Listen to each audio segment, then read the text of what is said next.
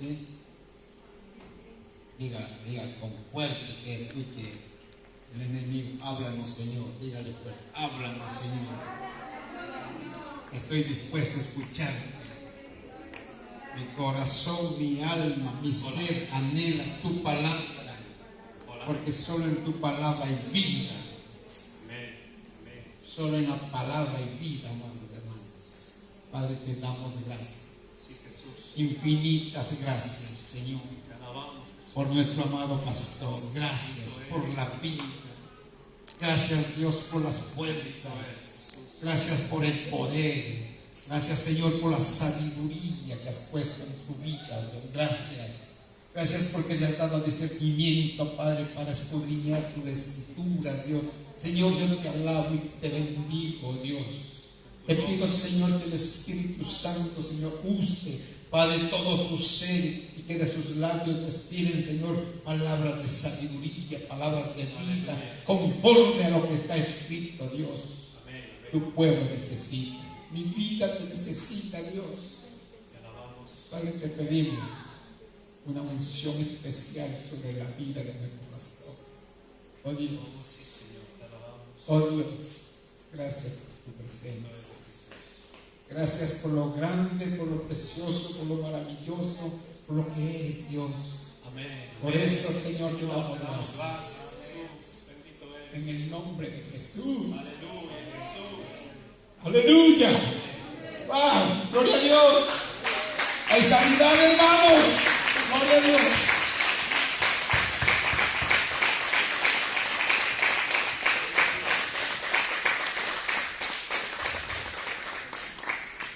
Amén. Pueden tomar asiento, por favor, mis hermanos.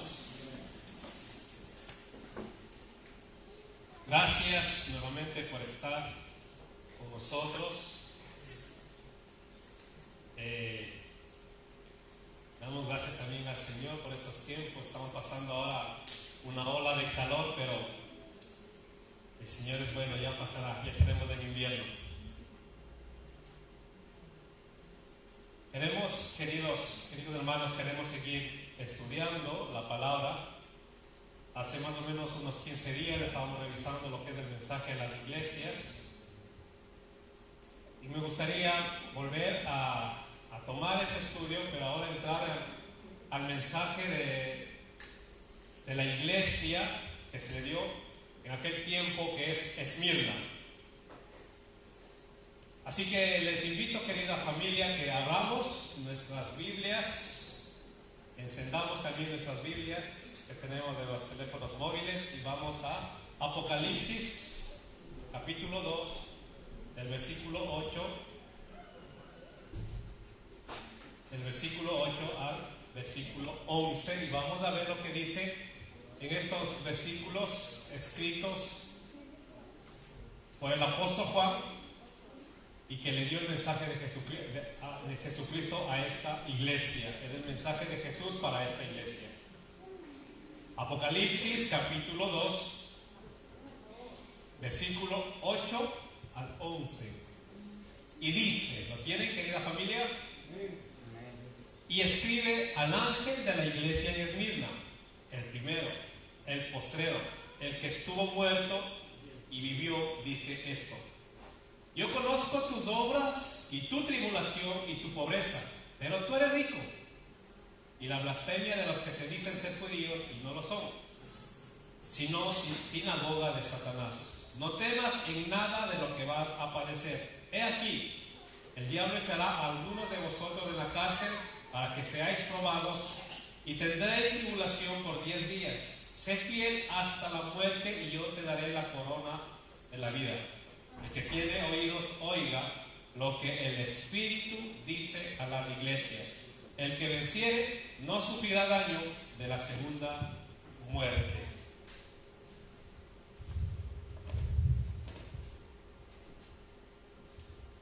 Amén, queridos.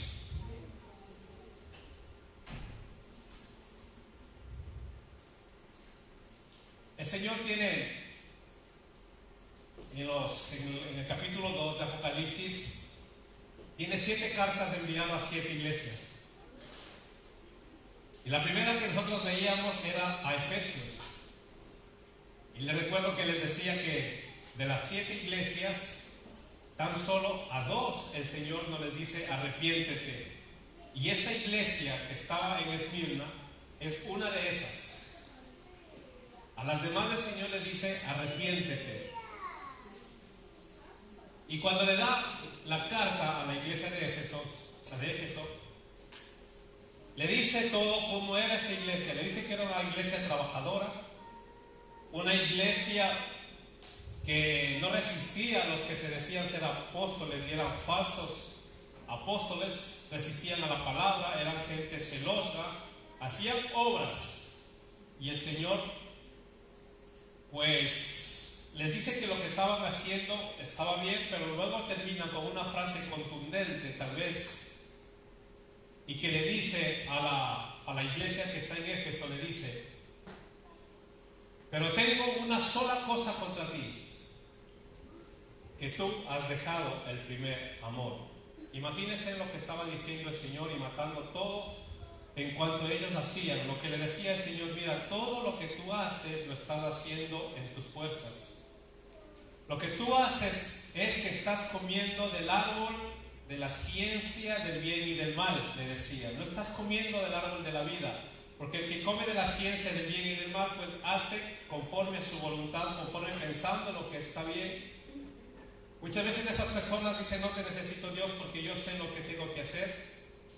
Y el Señor le está diciendo: está bien, tú sabes hacer todo eso, pero ¿sabes qué te digo? A mí no me agrada, porque lo estás haciendo en tus fuerzas y no estás dependiendo de mi Santo Espíritu. Vaya lo que le dice el Señor a esta iglesia: todo haces, pero te falta esto. Vuélvete al primer amor, arrepiéntete y vuélvete al primer amor. ¿Qué estaba diciendo el Señor? Que de ser una iglesia espiritual se convierte en una iglesia moral.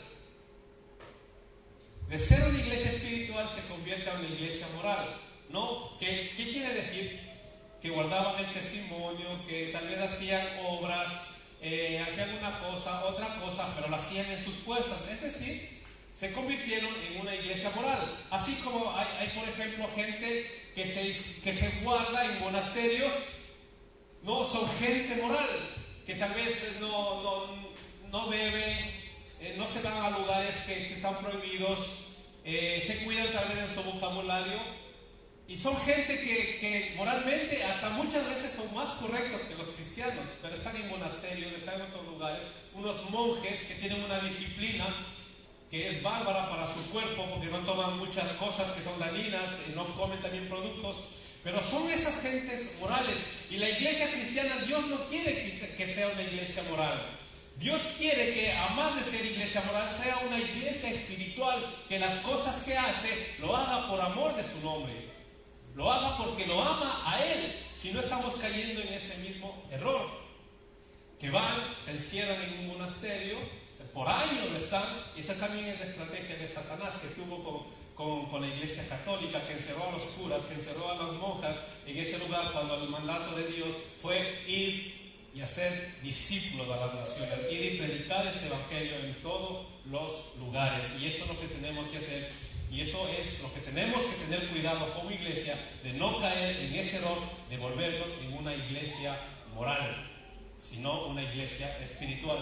Luego mira lo que empieza, pasando ya al mensaje de Esmirna. Nos dice que la iglesia de Esmirna fue una iglesia muy perseguida y asolada por los enemigos de la fe, por los enemigos del Señor en aquel tiempo.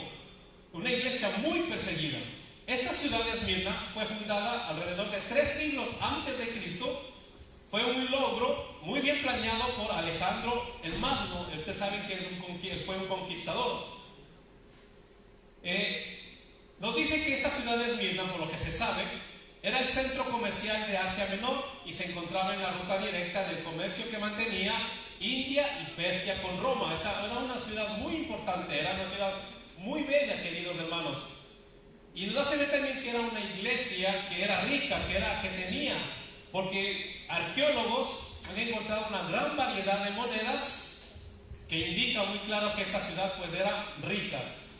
Aunque se conocen muy pocos detalles acerca de la historia de esta iglesia de Esmirna, No, si no tan solo podemos encontrar lo que nos dice el libro de Apocalipsis, sin embargo se puede deducir con acierto que fue una iglesia fiel, muy fiel podríamos decir, durante el periodo de persecución.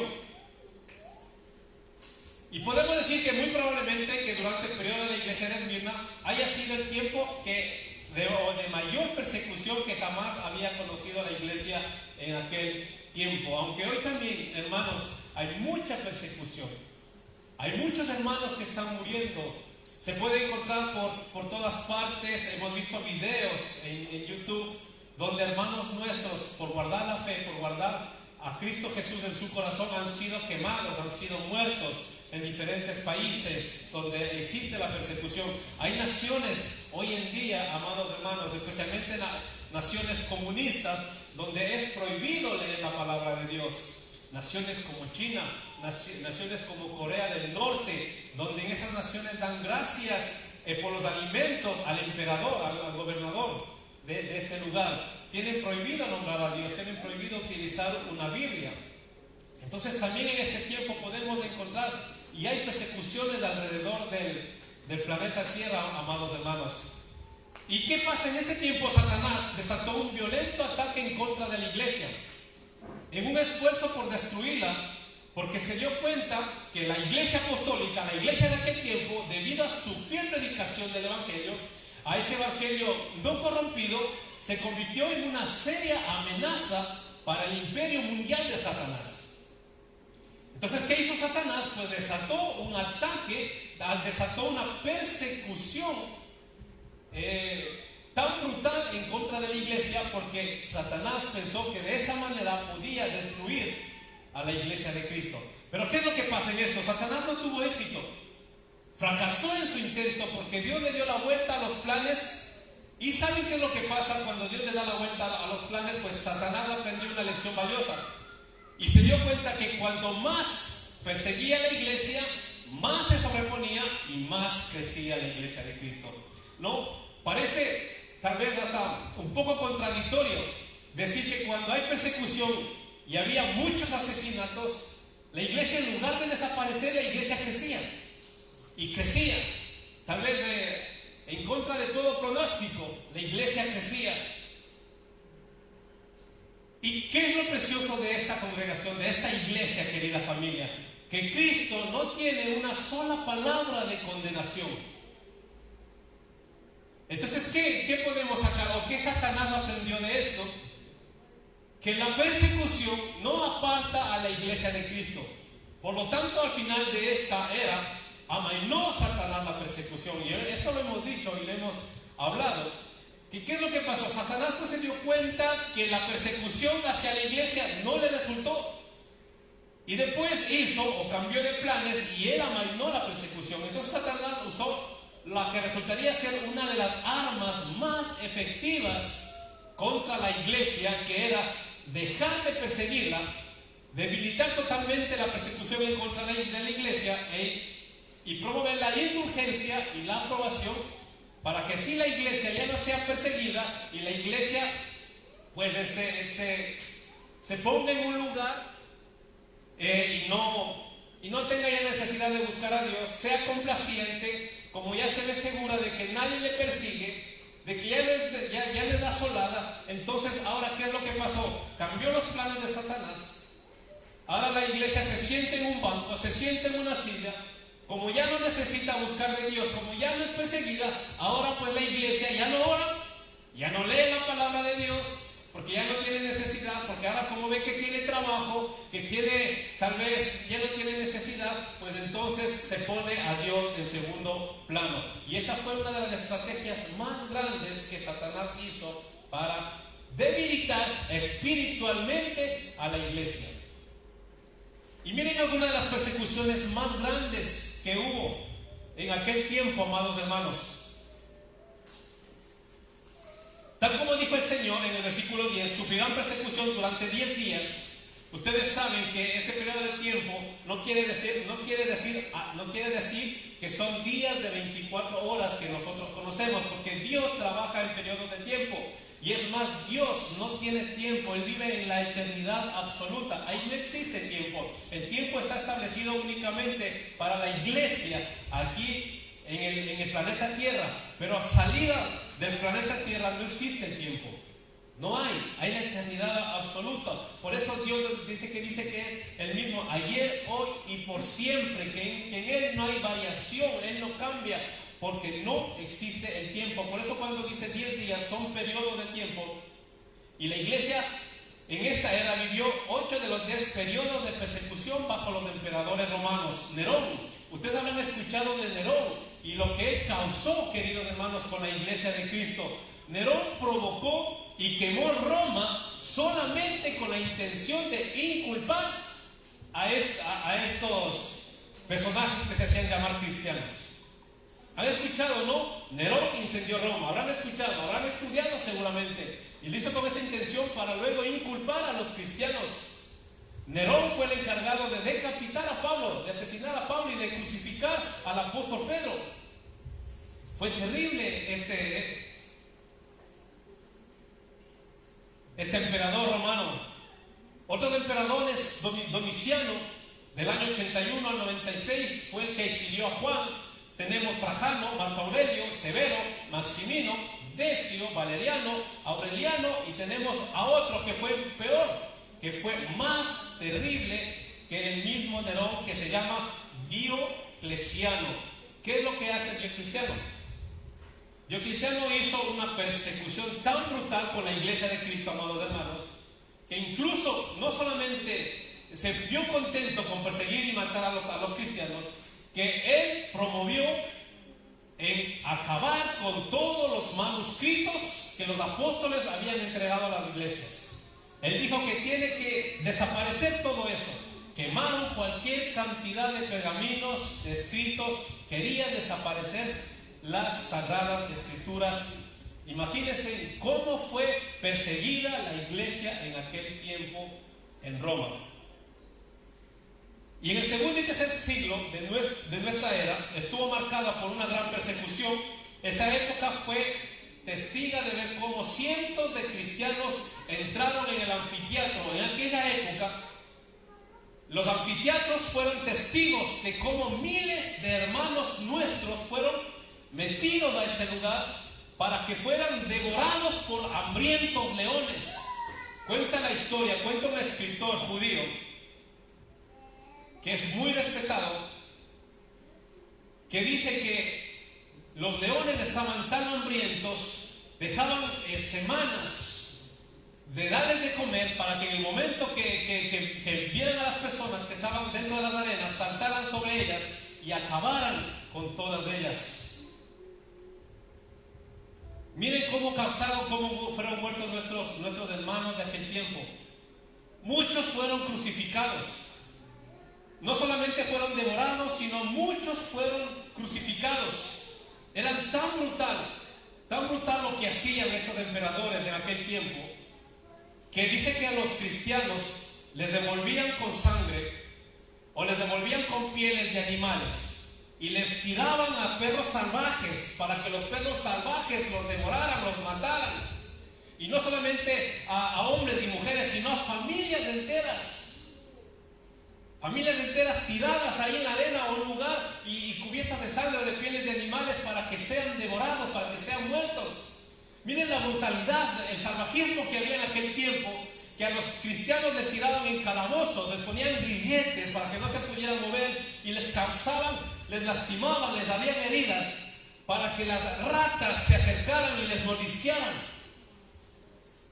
y les pasaran enfermedades. Y no visto eso, no solamente con esto, sino que dice que también a muchos cristianos, aunque entre comillas decían que eran para prisioneros, pero lo hicieron con cristianos, a los cristianos les unían un cadáver, queridos, les pegaban y les juntaban a una persona viva, a un cristiano los juntaban y los decían y les dejaban ahí juntos para que el hedor del cadáver, para que los gusanos que tenía este cadáver los pasaran a la otra persona y en una muerte terrible terminaran nuestros hermanos. Así así estaba la iglesia perseguida de aquel tiempo. Y en lugar de esconderse, querida iglesia, aumentaban más los cristianos. Y nosotros nos avergonzamos muchas veces de ser llamados cristianos. Y porque a veces vemos algo en la iglesia, ya no quiero ir. Es que me desanimo, es que mis hijos, es que esto, es que lo otro, y quiero salir corriendo, y ya no vengo. Y nuestros hermanos, como fueron muertos, y en lugar de rehusar a Dios, ahí estaban creciendo la iglesia, y crecía la iglesia. Y nosotros aquí sentados tenemos todo. ¿Quién nos persigue? ¿Les persigue a alguien, queridos? ¿Le persigue a alguien? ¿Quién le persigue? ¿Quién le ha puesto un cadáver y le ha juntado a usted para que los gusanos de ese cadáver pasara a usted y muriera? Nadie. Ninguno. ¿A quién de nuestros hijos hemos visto ser devorado por leones? Ninguno.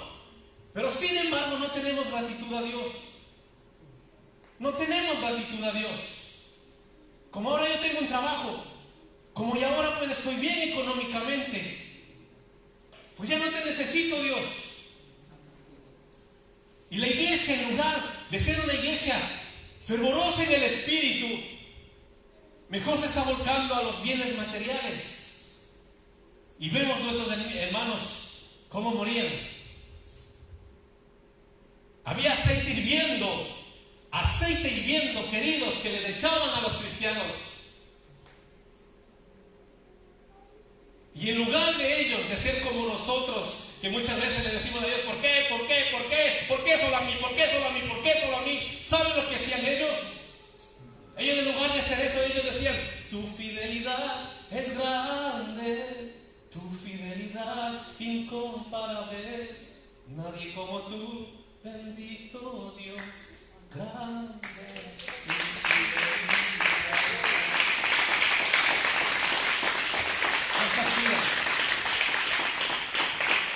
Es así el querido. Incluso hay un escrito donde dice que el mismo Juan, el apóstol Juan, fue echado a unas tinajas de aceite hirviendo, pero como fue la promesa de él que no moriría, dice que no le hizo nada. Miren cuánta muerte atroz, cuánta muerte atroz. Les cubrían con alquitrán, con brea, y les ponían como antorchas vivientes para que alumbren, porque decía el emperador, quiero que me alumbren esta calle, poned a 20 de estos que se llaman cristianos ahí a la hilera, echarle el alquitrán y encenderles, que ardan vivos, que yo quiero ver cómo, quiero pasar por ese lugar.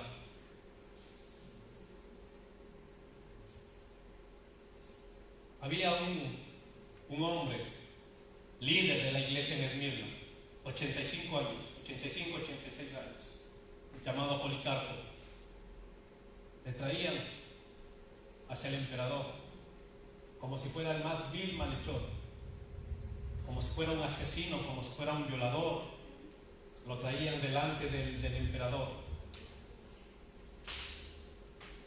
Puestos billetes. ¿Qué hombre con 85 años se va a huir? ¿A dónde va a correr?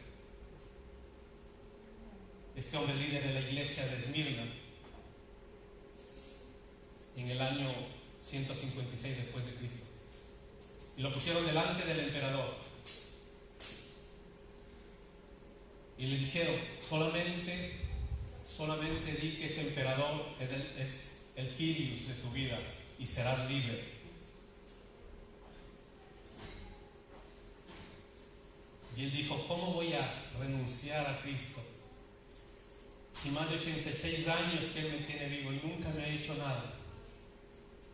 Y pretendes que hoy yo renuncie a Cristo, porque tú me estás diciendo que reconozca que César es el Kyrios. ¿Sabe lo que le hicieron? ¿O hace falta que les diga lo que le hicieron?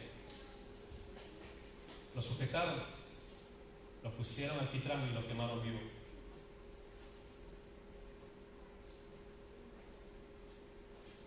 Esos son los cristianos que fueron martirizados por causa del testimonio de Cristo. Yo les digo, queridos hermanos, si nosotros hoy en día nos avergonzamos de ser cristianos, créanme, el día de la persecución no vamos a soportar y vamos a salir huyendo. Si hoy en día con las pocas cosas que hay nos avergonzamos y no declaramos que somos cristianos, que somos hijos de Dios, créanme hermanos, a la mínima nosotros vamos a salir huyendo. Esta era una iglesia floreciente. Se puede ver evidencias del carácter sobrenatural de esta iglesia.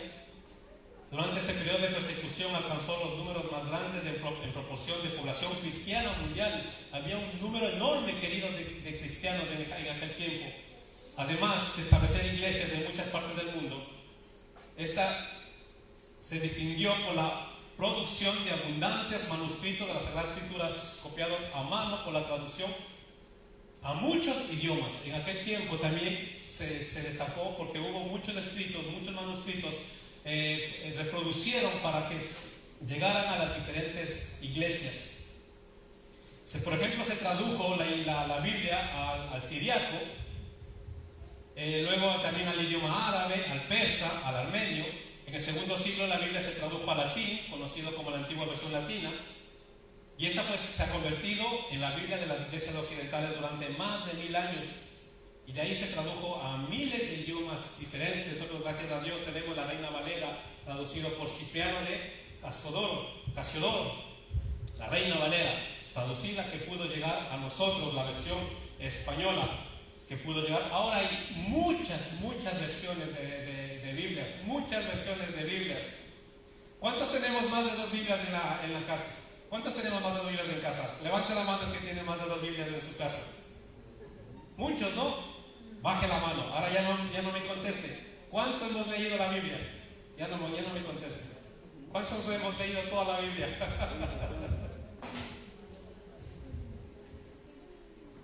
Tenemos Biblias empolvadas en nuestra biblioteca. Cuando vamos allá, le quitamos el polvo. Ahora, como ya no hace falta, ahora tenemos la Biblia en el teléfono móvil. Ahora tenemos la Biblia en el teléfono móvil. Pero como el teléfono nos hace ver las aplicaciones que más utilizamos, y si nos metiéramos ahí a ver las aplicaciones y ver cuántas utilizamos, seguramente la de la Biblia no tiene nada utilizada, y las redes sociales seguramente están acaparando todo lo que son las gigas del teléfono nuestro. Seguro. Mientras más se diseminaban las escrituras y las personas las usaban más, sin importar la persecución, más progresaba la iglesia en número, llegando a ser un factor tan dominante en el Imperio Romano que el emperador Constantino instituyó el cristianismo como religión oficial en el año 312 después de Cristo. Esta fue la gran estrategia de Satanás, como yo les dije. Como ya había gran cantidad de cristianos, pues este emperador Constantino instituyó al cristianismo como religión oficial. Y de hecho el emperador mismo, uno de los emperadores, fue el primero que se instituyó como papa. Es un emperador el que fue papa, el primer papa que existió con el fin. Luego apareció que tenían que irse a las iglesias a hacer a los confesorios. Fue una manera de controlar a la gente, lo que estaban haciendo. Luego no, pues vemos como a raíz de eso, pues la Biblia tomó otros rumbos, otras determinaciones, y lo que era la esencia del Evangelio del Reino, pues desapareció lastimosamente. Sin embargo, el cese de la persecución resultó ser un golpe maestro de parte de Satanás y una gran estrategia para la iglesia.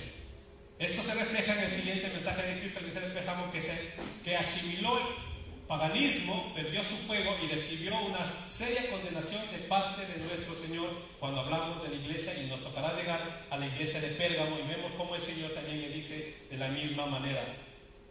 Ahora vemos lo que le dice a Esmirna. En el versículo 8 dice: esto dice el primero y el último y el que murió y volvió a vivir. ¿Qué dice? Que es interesante destacar que Cristo comienza cada mensaje a las iglesias volviendo a la visión de sí mismo, como está en el capítulo 1, y escogiendo algunas de las características de su naturaleza. Por ejemplo, al dirigirse a Éfeso, se refiere a sí mismo como el que tiene las 7 estrellas en su mano derecha y se pasea en medio de los 7 candeleros de oro, ¿no? Haciendo énfasis en la provisión fiel para las iglesias. Y ustedes sabían, cuando hablábamos de 7 estrellas, decíamos que eran los mensajeros. 7 estrellas en su mano son los mensajeros, son los que llevan la palabra de Dios, son los que predicamos el evangelio del reino a las personas. Y luego decía que se paseaba en medio de los 7 candeleros de oro. Y decíamos que los 7 candeleros eran las iglesias. ¿Recuerdan, hermanos? Que decíamos que los candeleros eran las iglesias. Y decíamos que los candeleros tenían 7 lugares donde se ponían las velas, ¿no es cierto? 7. Decíamos, ¿por qué el número 7? Porque el número 6 es el hombre, la imperfección del hombre. Pero al ser el número 7, queríamos decir que se dice que es el hombre y en el centro está Cristo. Está diciendo, el hombre con Cristo está completo. El hombre sin Cristo es incompleto. Por eso tiene 7 velas. Ese candelero que está diciendo en Apocalipsis. A Esmirna le enfatiza su naturaleza eterna, le dice el primero y el último. Nos está diciendo que por su muerte, que Él murió por nuestros pecados.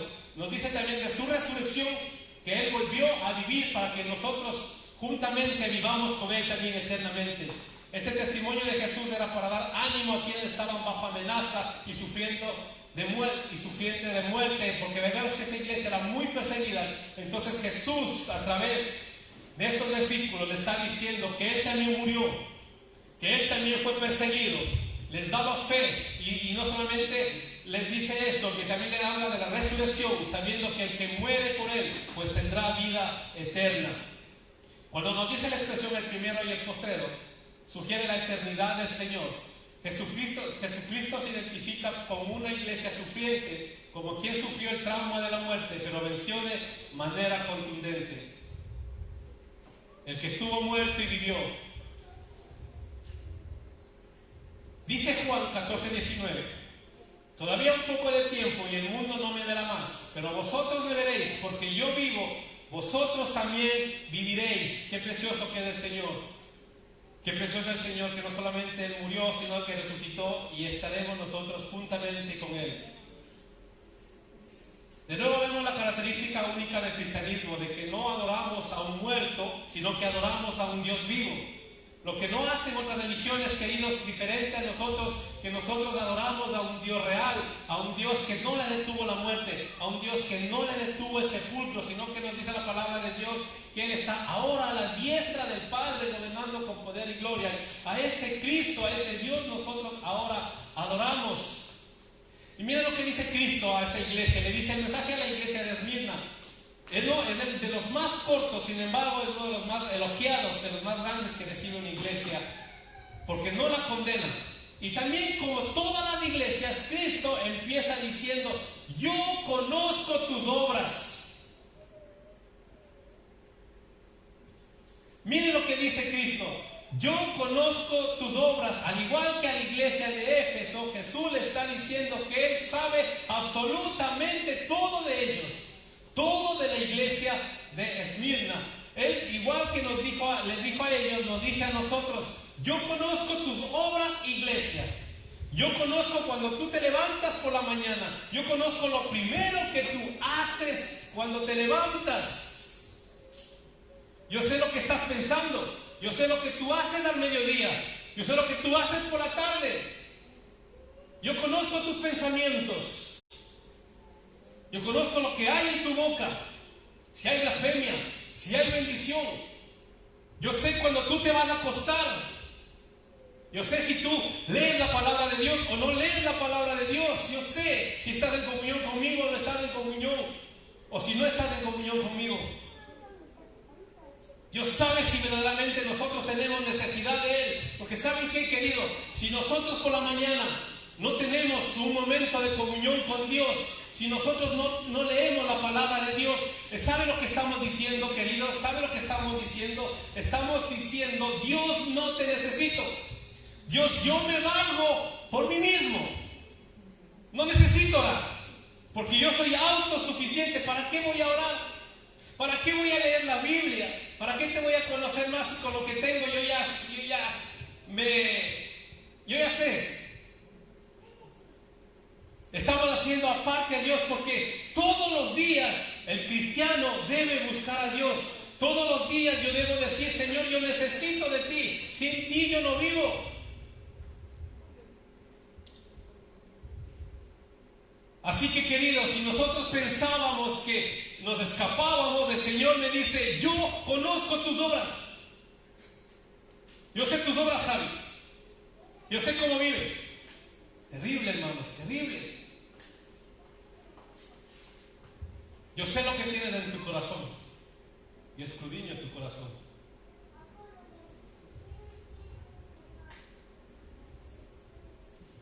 Luego dice que Esmirna fue una iglesia perseguida. Yo conozco tus sufrimientos. Esta iglesia había soportado mucha persecución. Le dice: yo conozco tu tribulación y tu pobreza. El sustantivo tribulación, triosin, significa un asedio, presión, cualquier cosa que carga el espíritu.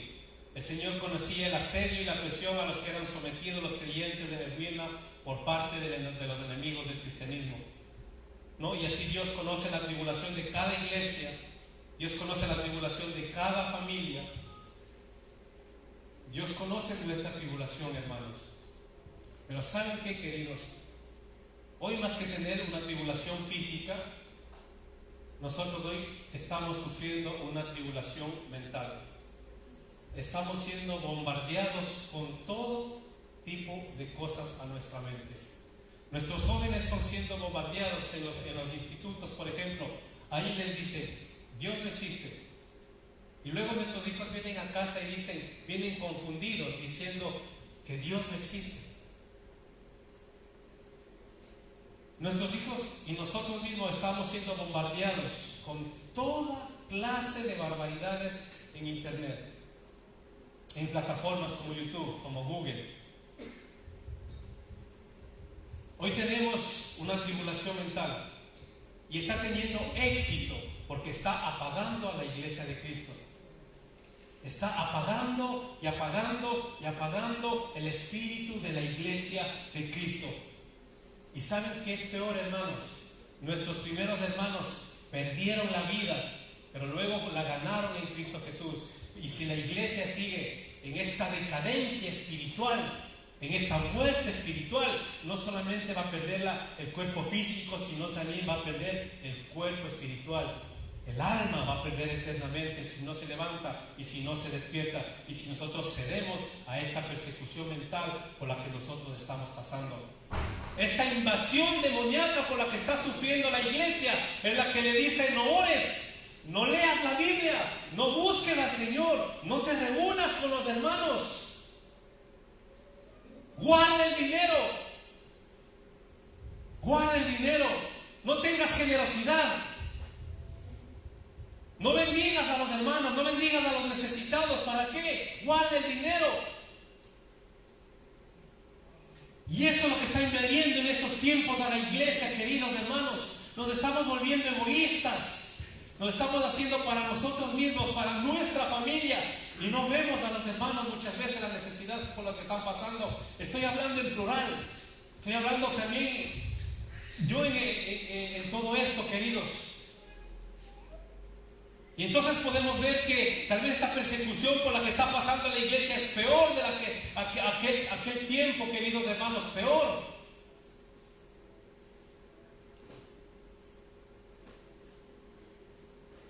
Miren esta carta a Tesalonicenses, y es precioso, queridos. Dice 1 Tesalonicenses 1:2-10, capítulo 1:2-10, fue escrita hacia fines del siglo 51, tras el regreso de Timoteo desde Macedonia, escrita por Pablo. Miren lo que dicen estos versículos acerca de esta iglesia también. Damos siempre gracias a Dios por vosotros. 1 Tesalonicenses capítulo 1 del 2-10. Dice: damos siempre gracias a Dios por todos vosotros, haciendo memoria de vosotros en nuestras oraciones, escribe el apóstol Pablo, acordándonos sin cesar delante de Dios y Padre nuestro de la obra de vuestra fe, del trabajo de vuestro amor y de vuestra constancia en esperanza en nuestro Señor Jesucristo. Porque conocemos, hermanos amados de Dios, vuestra elección. El 5. Pues nuestro evangelio no llegó a vosotros en palabras solamente, sino también en poder en el Espíritu Santo y en plena certidumbre, como bien sabéis, cuáles fuimos entre vosotros por amor de vosotros. Vosotros vinisteis a ser imitadores de nosotros y del Señor, recibiendo la palabra en medio de gran tribulación con gozo del Espíritu Santo.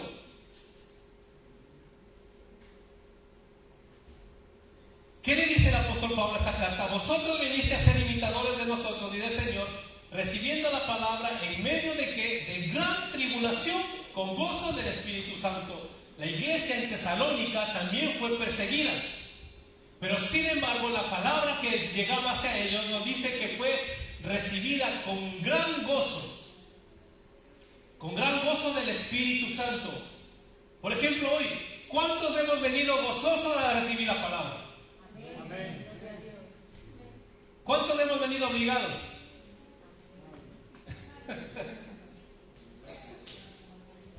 Otra vez ya me toca ir a la iglesia, otra vez. Y nos estamos reuniendo solamente una vez a la semana. Pero para eso está el devocional, pastor. Una oración diaria, un devocional. Siempre.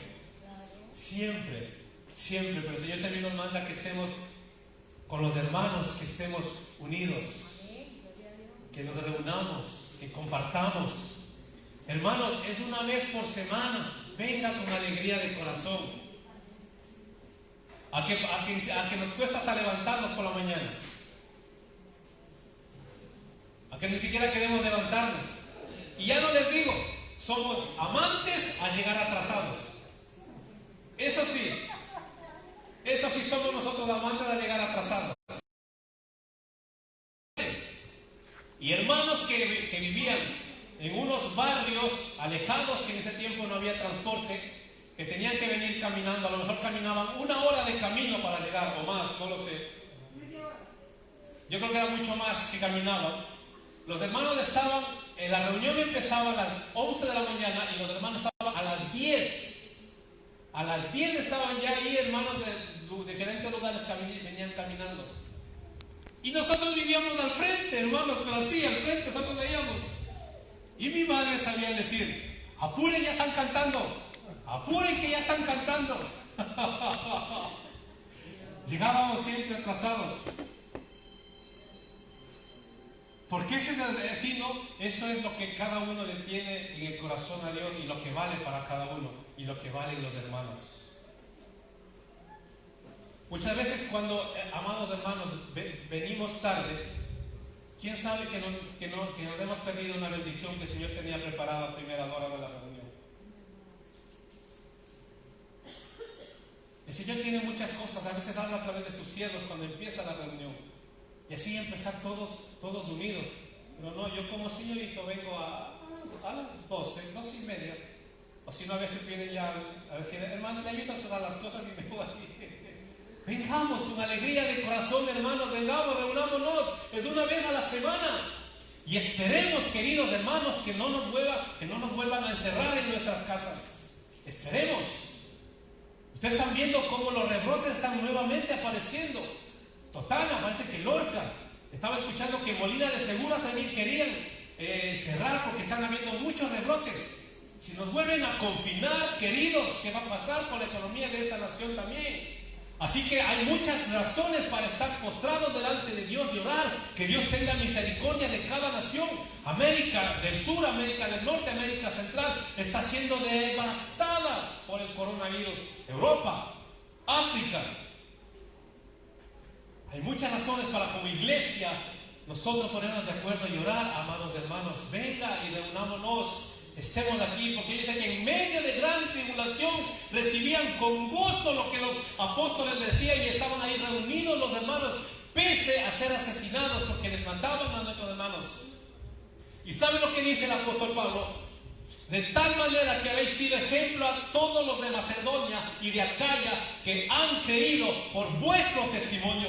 ¿Cuántas personas han creído por nuestro testimonio? ¿Cuántas personas están aquí solamente por nuestro testimonio? No por hablarles del Señor, sino por nuestro testimonio. Porque creemos en el Evangelio. El Evangelio nos ha cambiado nuestra manera de vivir y nuestra manera de proceder.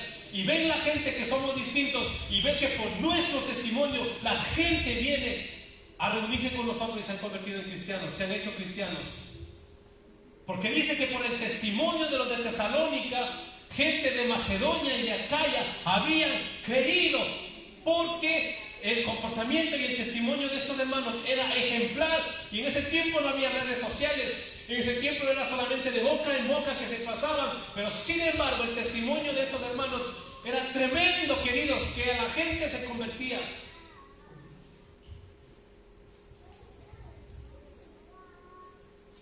Porque partiendo de nosotros, el 8, ha sido divulgada la palabra del Señor, no solo en Macedonia y Acaya, sino que también en todo lugar vuestra fe en Dios se ha extendido, de modo que nosotros no tenemos necesidad de hablar nada.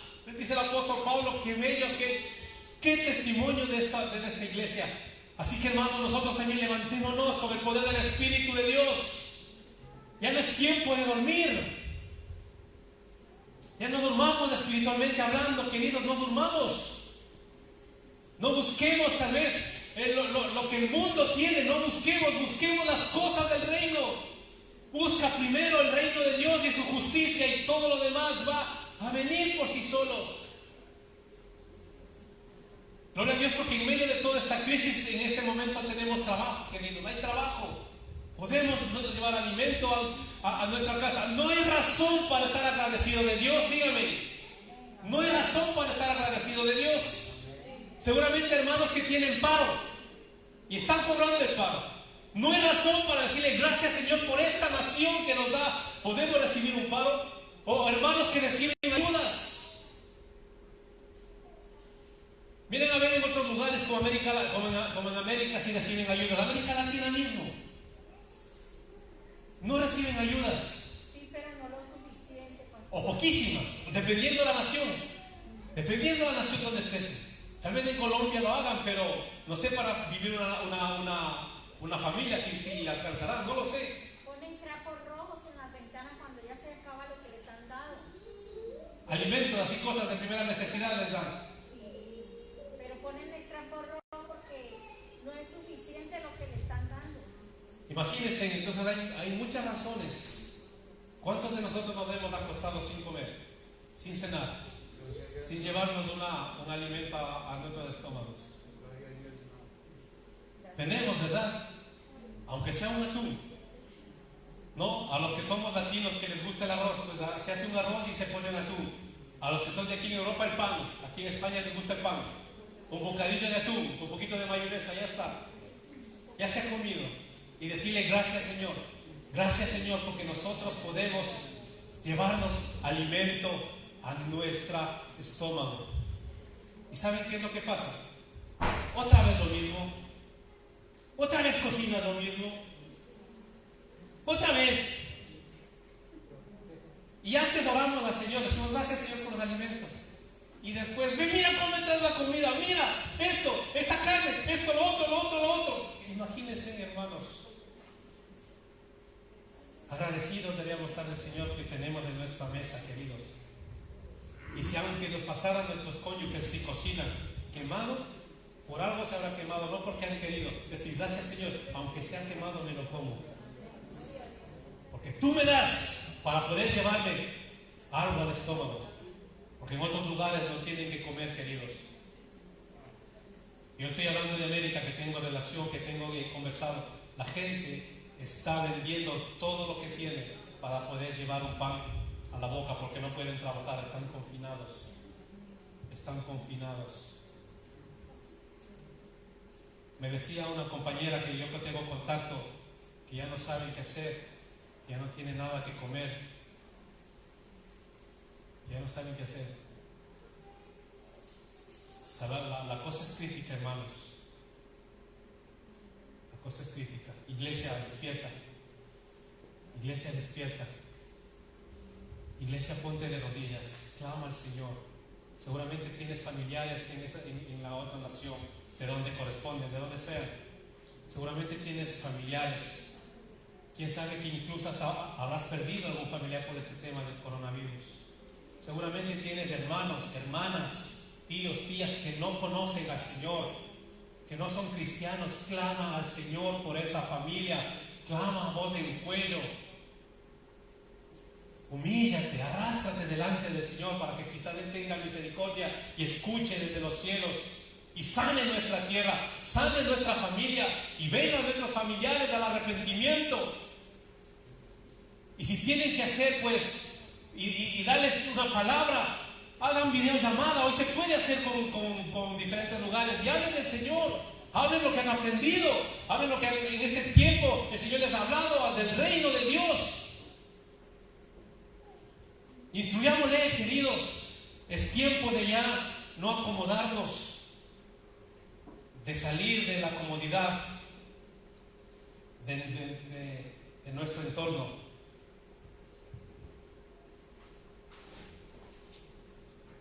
Y les dice que no tienen nosotros nada, no tenemos necesidad de hablar nada.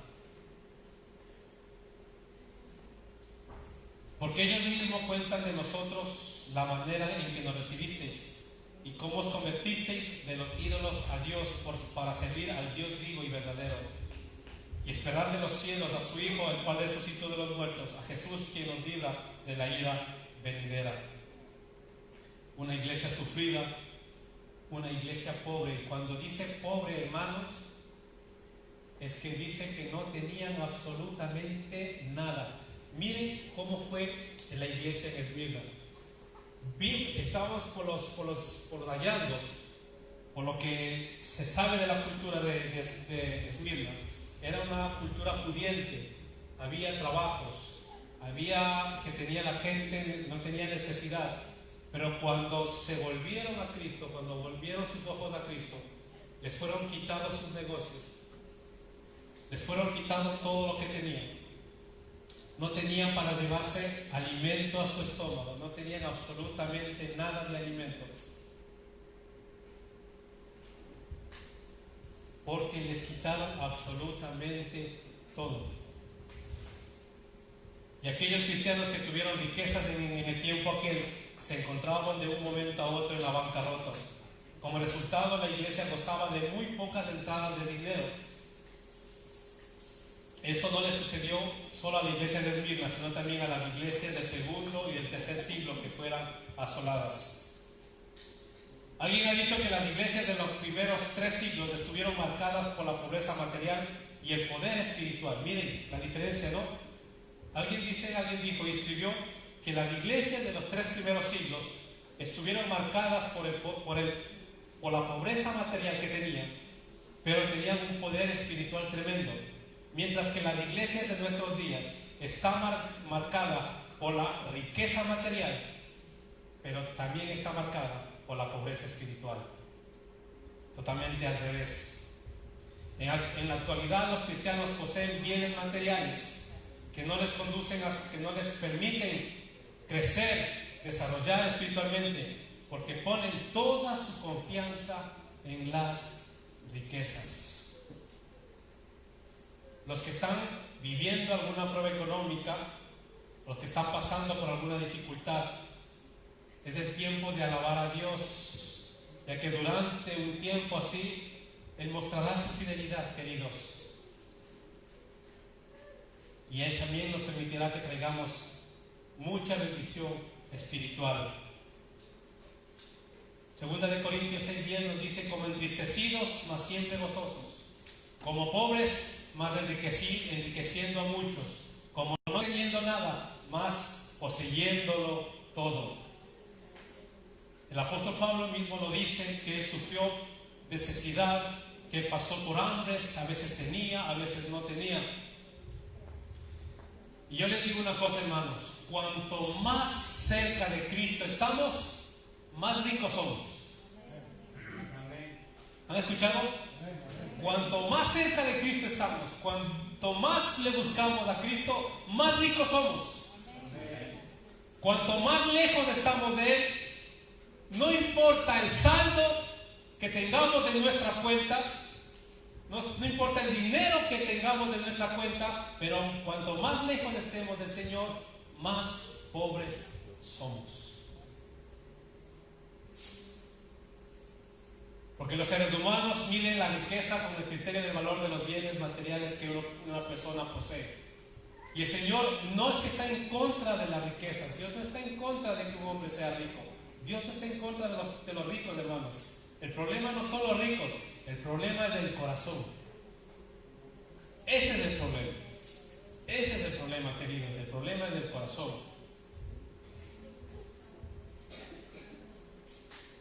Entonces se puede ser rico materialmente y pobre delante de Dios. También se puede ser pobre en la tierra y rico con respecto al cielo. Mateo 6, 19 al 21 nos dice: no os hagáis tesoros en la tierra, donde la polilla y el orín corrompe, y donde ladrones minan y hurtan, sino haceos tesoros en el cielo, donde ni la polilla ni el orín corrompe, y donde los ladrones no minan ni hurtan, porque donde está vuestro tesoro, allí estará también vuestro corazón. Ayer fuimos a visitar a una persona que estuvo con nosotros en el tiempo de que mi hija Ámbar estuvo en coma. Y esta familia estuvo siempre con nosotros, acompañándonos, casi todos los días venían a vernos.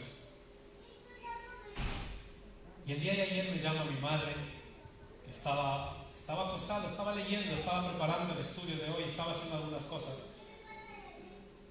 Y me dice: ¿sabes que ha fallecido el padre de Katy? Le digo: ¿cuál Katy?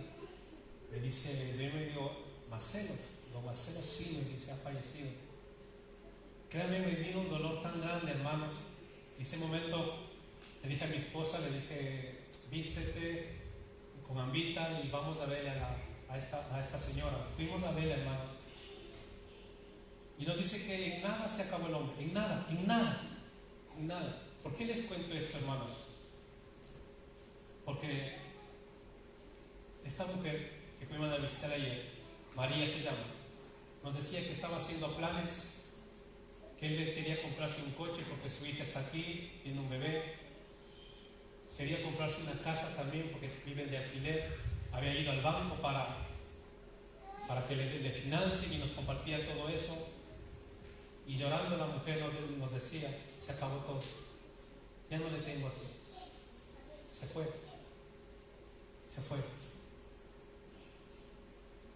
Queridos, la confianza no está en los bienes materiales.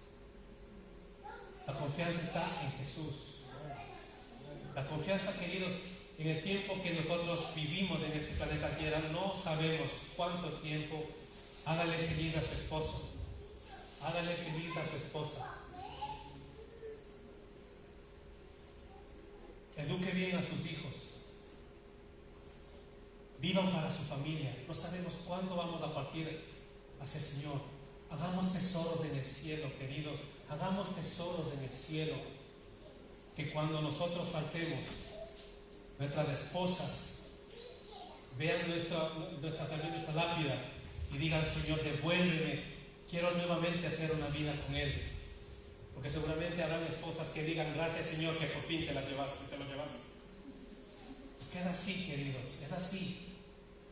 Mientras nosotros vivamos para hacer feliz a la persona que el Señor nos ha dado como compañero o compañera. Queridos, el tiempo es corto. No hagáis tesoros en la tierra, donde la polilla y el orín corrompen, y donde los ladrones minan y hurtan. Con esto no estoy diciendo que no nos compremos cualquier cosa. Si no tenemos necesidad, háganlo, hermanos. Incluso el Señor sabe de nuestras necesidades y el Señor nos va a proveer, queridos, nos va a proveer. Sino que no pongamos nuestra confianza en eso.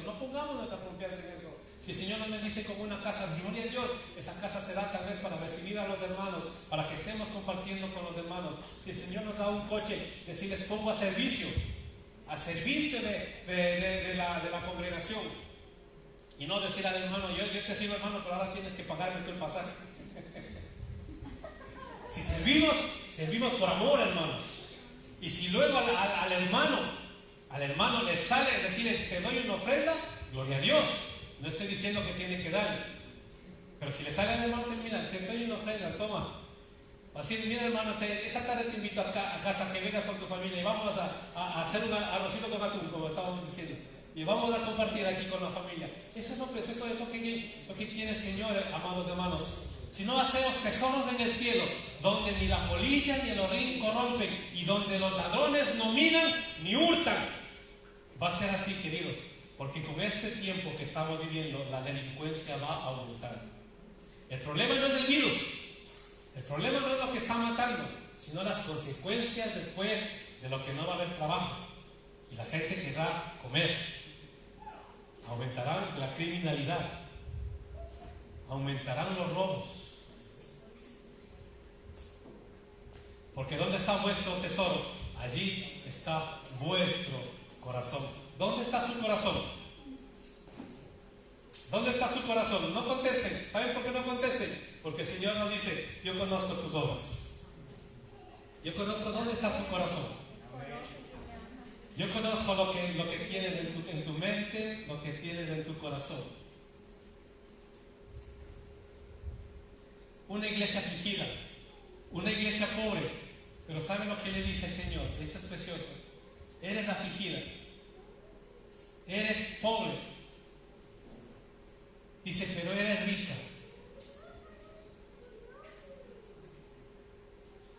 No temas en nada de lo que vas a padecer. No temas en nada. El diablo echará a alguno de vosotros de la cárcel, pero para que seáis probados y tendréis tribulación por el día. Sé fiel hasta la muerte y yo te daré la corona de la vida. Iglesia, seamos fieles hasta la muerte y Él nos dará la corona de la vida. Y termina con esto que dice: el que tiene oído, oiga lo que el Espíritu dice a las iglesias. ¿Cuántos tienen oídos? ¿Cuántos pueden escuchar? Yo creo que de aquí no somos ninguno sordos, ¿no? Y si hay sordera, en el nombre de Cristo Jesús, que se abra esos tímpanos para que escuchen la palabra de Dios.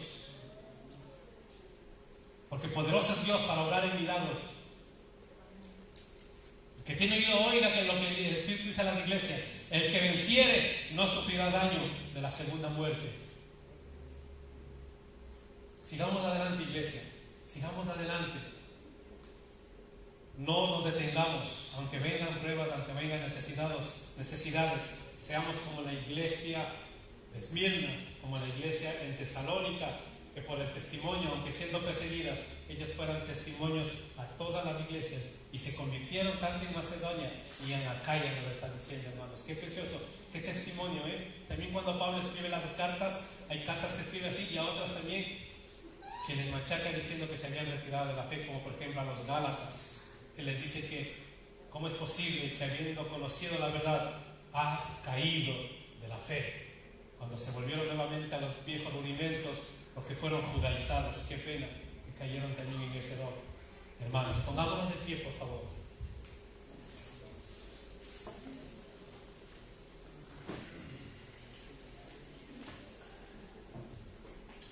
Cerremos nuestros ojos.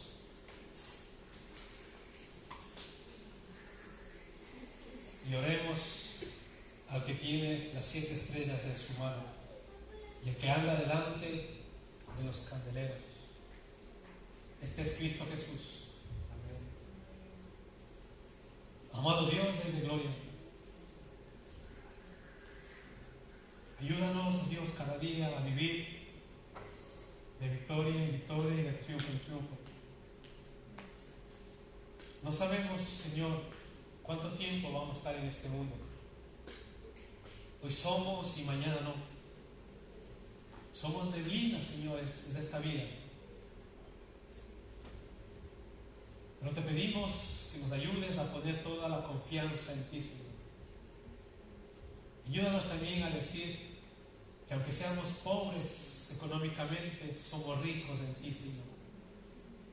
Porque como decíamos, oh Dios, mientras más cerca de ti estamos, más ricos somos.